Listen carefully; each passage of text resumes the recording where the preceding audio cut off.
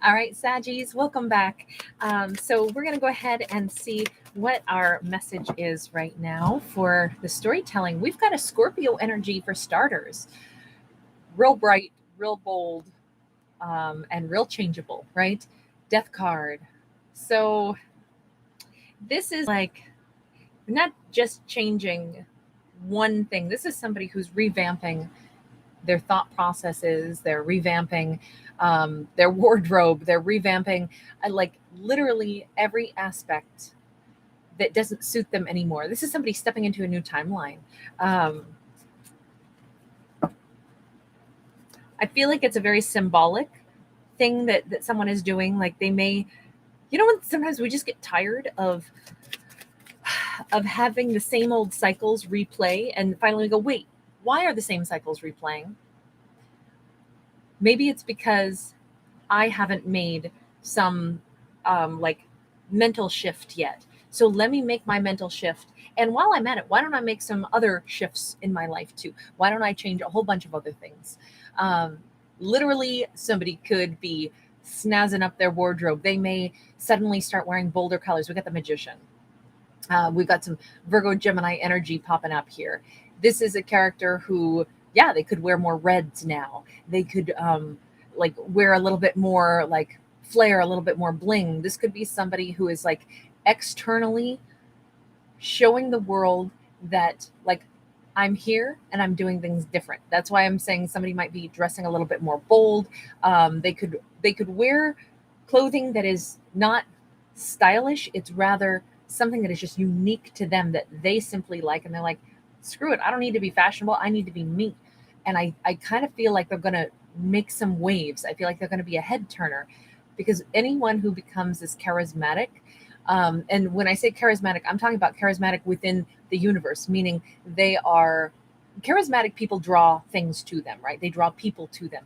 But the Magician is more about like, well, it can be about drawing people to us, but it's more about the energetic power of like what I want to project into my life and make my reality, and what do I want to pull toward me in order to create that reality that I want. This person is energetically charismatic for the things that they want to manifest into their life, the way they want their life to change. This is a person taking the bull by the horns and saying, I'm going to steer my life in a new direction. And it begins today. It begins with me saying, I want to like feel more confident about what I'm doing. I don't care what anybody else thinks. I'm going to do it my way. And this isn't like a defiant energy. It's a joyful and determined energy. Aha. They're having to break through some kind of confine. So no wonder this is a character saying, I'm tired of being stuck. I'm tired of being stuck in whatever I've been in. This, again, seems more like a mental thought process that our character is saying, you know what's limiting me? Fears. Anything toxic. Now here's the thing. The devil can represent limiting self-beliefs, but we do have to question, where did those come from?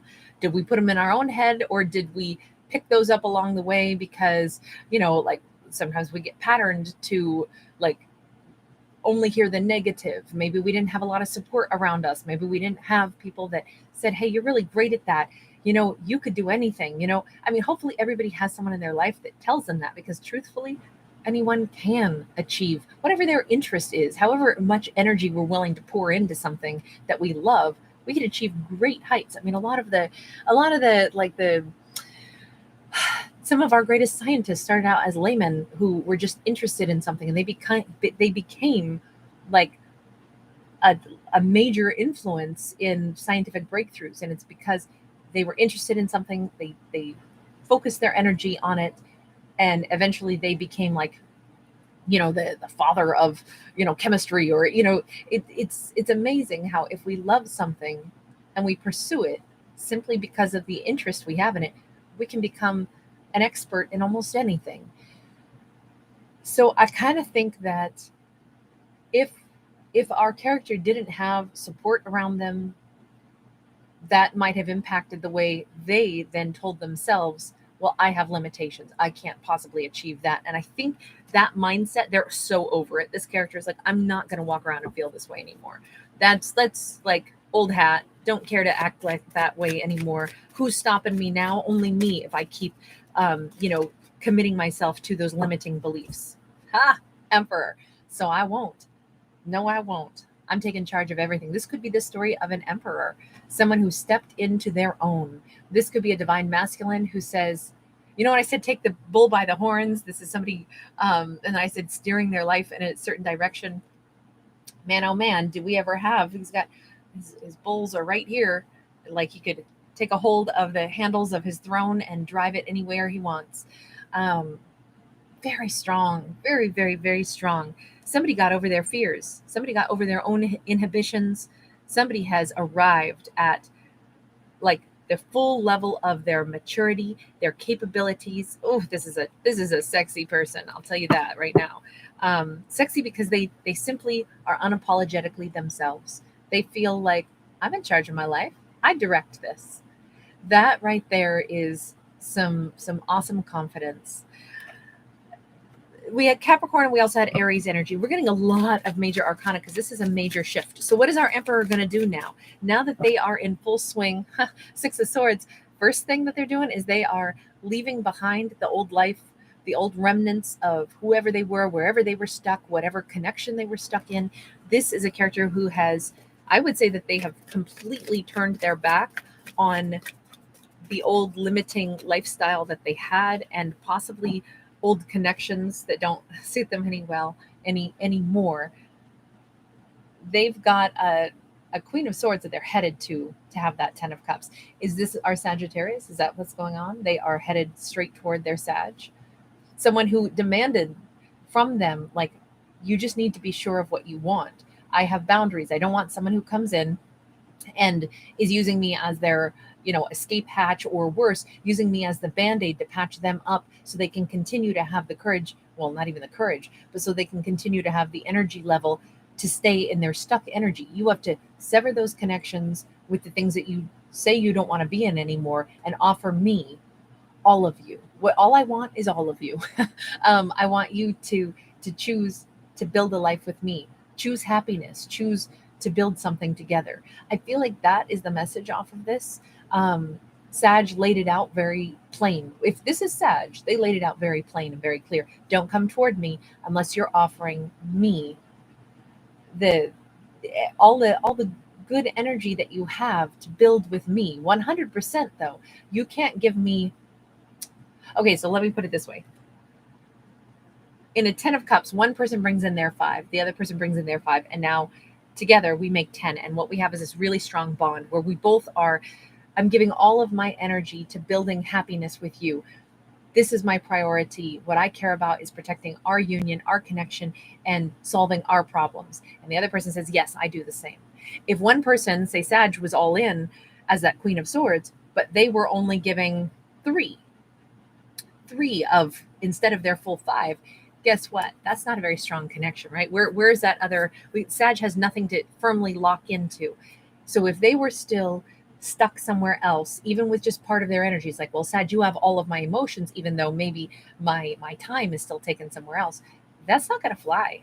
How do you build something strong when that final link where Sag needs to be able to link to them solidly is not there? So I think Sag said, no, you bring me your full 5 or nothing.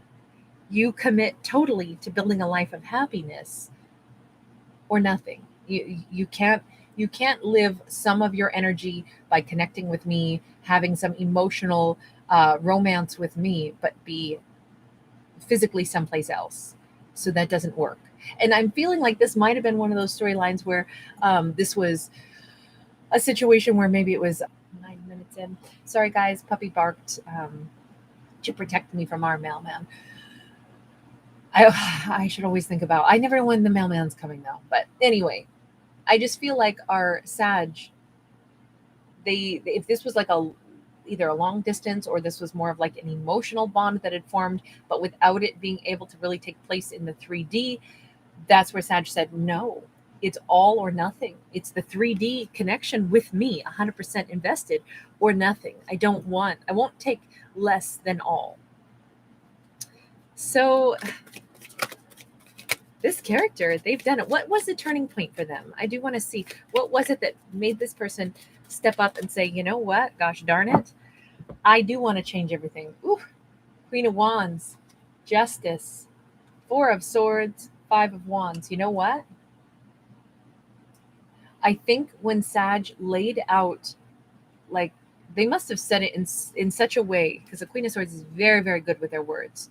They must have laid it out in such a way where they said it so plainly and so openly, not demanding, but just simply like, I think that they laid out their boundary, but they also said it in a manner that told this character, I want all of you because you are the person that I love, that I would give my all to. And I think that sense of like, wait a minute, they really love me. They've chosen me. I am so lucky that I have, because this is Sag in their strongest energy now. This Sagittarius picked me. They want me. And I'm doing them wrong by not, I want to choose them too. I am so fortunate that this Sagittarius loves me. They want to give me their whole heart, their whole soul. And here I am doing them wrong by not choosing the same thing.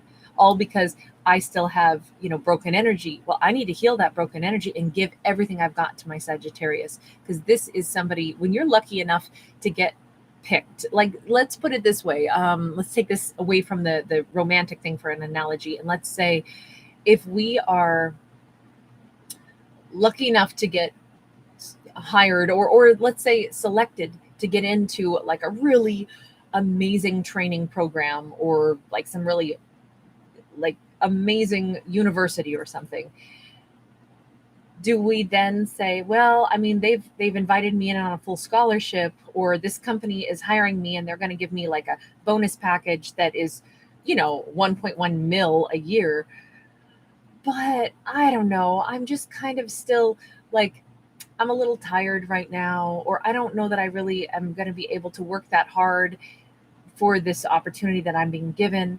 No. We say, thank you. I will take this opportunity and I will make the most out of it because I want this opportunity that's being bestowed upon me. I'm going to do whatever I need to make sure that I'm ready to either enter into this training program or to be ready to, sure, I can move and I can be a part of your company. You're offering me a bonus package and a lifestyle that is going to be amazing. It's my dream job. Yeah, I'll change whatever I need to. I can be there next Tuesday. You better believe it. I'll make it work. That's what they're having, this moment where it's like, Sag is everything I wanted and they've chosen me. And here I am not doing right by them. Oh no, this got to change. Whatever I need to do, whatever it takes. There's that song in my head, whatever it takes. I'm not afraid to take a stand. Whatever it takes, I'm going to heal up my wounds. I'm going to change my situation, and I'm going to fight for this. I'm coming into my Sag. Why? Because Sag told me point blank not to be mean, not to tell me I'm not good enough. Sag said, I'm picking you. You got to pick me. I chose happiness with you, but only if you're choosing that happiness with me. So come in and give me everything you got, and let's have the happiest life together possible, or we're done. Like, I won't take less than that. Why would I only want a portion of you when I love you? I think that shook them. I think recognizing, oh my God, you really mean it. You see value in me. And I'm not doing right by this amazing opportunity I've been given, I've been blessed with, that Sag loves me.